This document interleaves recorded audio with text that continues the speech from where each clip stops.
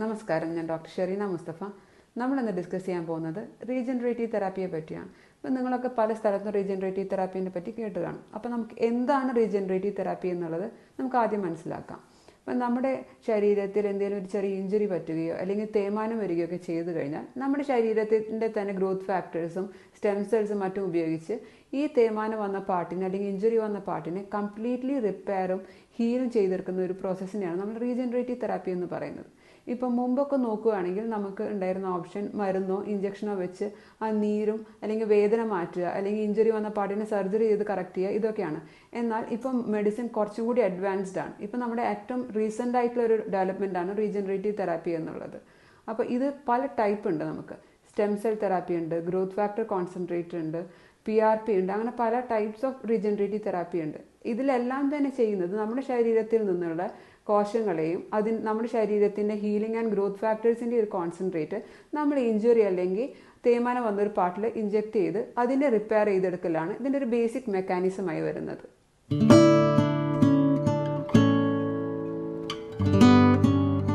അടുത്തതായി നമുക്ക് റീജനറേറ്റീവ് തെറാപ്പിയുടെ ടൈപ്സും അതിൻ്റെ പ്രോസസ്സും അതിൽ നമ്മൾ ശ്രദ്ധിക്കേണ്ട കാര്യങ്ങൾ എന്തൊക്കെയാണെന്ന് നോക്കാം. റീജനറേറ്റീവ് തെറാപ്പി നമുക്ക് ബേസിക്കലി 3 ടൈപ്പാണുള്ളത്. ആദ്യത്തേത് പ്ലേറ്റ്ലെറ്റ് റിച്ച് പ്ലാസ്മ തെറാപ്പി അഥവാ പ്ലാസ്മ തെറാപ്പി എന്ന് പറയുന്നതാണ്. രണ്ടാമത്തേത് ഗ്രോത്ത് ഫാക്ടർ കോൺസെൻട്രേറ്റ്. മൂന്നാമത്തേത് വരുന്നത് സ്റ്റെം സെൽ. അത് തന്നെ 2 ടൈപ്പ് ഉണ്ട്. നമുക്ക് ബോൺ മാരോന്ന് ഡിറൈവ് ചെയ്യുന്ന സ്റ്റെം സെൽ തെറാപ്പി ഉണ്ട്, അതേപോലെ അഡിപ്പോസ് ടിഷ്യൂ അഥവാ ഫാറ്റ് സെൽസിൽ നിന്ന് ഡിറൈവ് ചെയ്യുന്ന സ്റ്റെം സെൽസ് ഉണ്ട്. ഇതിൽ പ്ലേറ്റ്ലെറ്റ് റിച്ച് പ്ലാസ്മ തെറാപ്പി എന്ന് പറയുമ്പോൾ നമ്മൾ ചെയ്യുന്നത് നമ്മുടെ ബ്ലഡിൽ നിന്നുള്ള പ്ലേറ്റ്ലെറ്റ്സും അതിൻ്റെ ഒരു കോൺസെൻട്രേറ്റും പ്രിപ്പയർ ചെയ്ത് അത് നമ്മുടെ ഇഞ്ചുറി അല്ലെങ്കിൽ തേയ്മാനം വന്ന പാർട്ടിലോട്ട് ഇഞ്ചെക്ട് ചെയ്യുകയാണ്.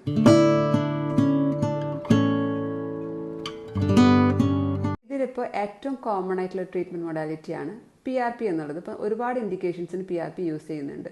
മുടി കൊഴിച്ചിൽ, ഇഞ്ചുറി, അങ്ങനെ ഒരുപാട് വൈഡ് ആപ്ലിക്കേഷൻ ഇന്ന് PRPക്ക് ഉണ്ട്.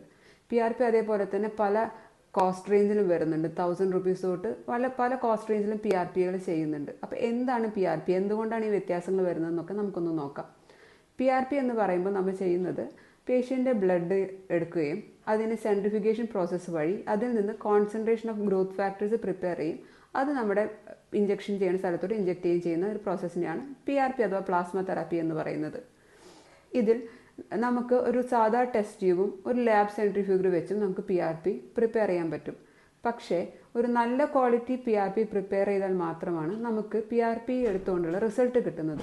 അപ്പോൾ നമ്മൾ ബ്ലഡ് എടുക്കുന്ന സ്റ്റെപ്പ് തൊട്ട് ഈ ഒരു ക്വാളിറ്റി എൻഷുർ ചെയ്ത് പോയാൽ മാത്രമേ നമുക്ക് വേണ്ട റിസൾട്ട് PRP കൊണ്ട് കിട്ടുകയുള്ളൂ. ഉദാഹരണത്തിന് ബ്ലഡ് എടുക്കാൻ ഉപയോഗിക്കുന്ന നീഡിലെ വലിപ്പം വളരെ ഇമ്പോർട്ടൻ്റ് ആണ്. കാരണം വളരെ ചെറിയ നീഡിലായി കഴിഞ്ഞാൽ അതിൽ പ്ലേറ്റ്ലെറ്റ് ഡിസ്ട്രക്ഷൻ വരാനും ഈ PRPയുടെ ക്വാളിറ്റി കുറയാനും സാധ്യതയുണ്ട്.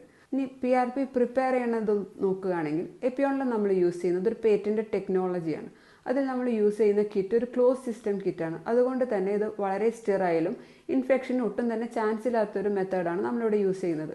ഈ കിറ്റ് മാത്രമല്ല, നമ്മൾ PRPക്ക് യൂസ് ചെയ്യുന്ന മെഷീനും ഒരു സ്പെഷ്യൽ മെഷീനാണ്. അപ്പോൾ അതിൽ ഓരോ പേഷ്യൻറ്റിനും പ്രിപ്പയർ ചെയ്യുന്ന PRP ഒരു കസ്റ്റം മെയ്ഡാണ്. അതായത് ഒരു പേഷ്യൻ്റെ ഏജ്, അവരുടെ ഹീമോഗ്ലോബിൻ ലെവൽ, അവർക്ക് എത്രമാത്രം പ്ലേറ്റ്ലെറ്റ്സും മറ്റ് ബ്ലഡ് സെൽസും ഉണ്ട്, അവരുടെ ജെൻഡർ ഏതാ, മെയിലാണോ ഫീമെയിലാണോ, ഇതെല്ലാം ഓരോ പേഷ്യൻറ്റിനെ അനുസരിച്ച് നമ്മൾ സെറ്റിംഗ് ചെയ്യുകയും അതേപോലെ തന്നെ ആ ടെമ്പറേച്ചർ സെറ്റിംഗ് ഈ ഒരു സിസ്റ്റത്തിന് ടെമ്പറേച്ചർ സെറ്റിംഗ് പ്രോപ്പർ ടെമ്പറേച്ചറായിട്ട് മെയിൻറ്റെയിൻ ചെയ്യുമ്പോൾ മാത്രമാണ് നമുക്കൊരു നല്ല ക്വാളിറ്റിയുള്ള PRPയും നല്ല ideal concentration of growth factors നമുക്ക് കിട്ടുന്നത്.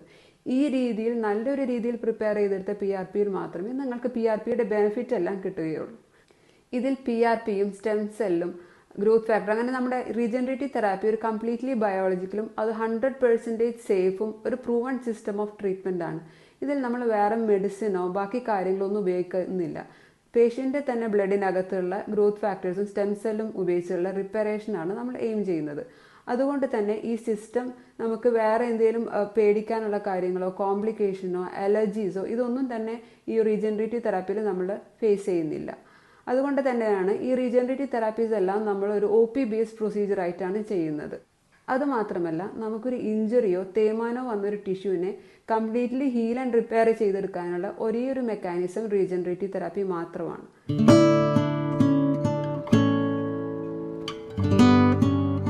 അപ്പോൾ റീജനറേറ്റീവ് തെറാപ്പീസിൻ്റെ മെയിൻ ബെനിഫിറ്റ് എന്താണെന്ന് വെച്ചാൽ നമുക്കിതൊരു ഒ പി ബേസ്ഡ് പ്രൊസീജിയറാണ്. ഒരു 1/2 മണിക്കൂർ ഒബ്സർവേഷൻ കഴിയുമ്പോൾ നിങ്ങൾക്ക് വീട്ടിലോട്ട് പോവാം.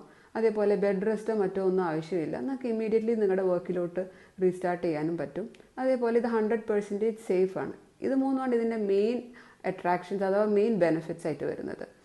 ഇനി നമുക്ക് ഇത് ആർക്കൊക്കെ നമുക്ക് റീജനറേറ്റീവ് തെറാപ്പി ചെയ്യാമെന്നുള്ളത് നോക്കാം.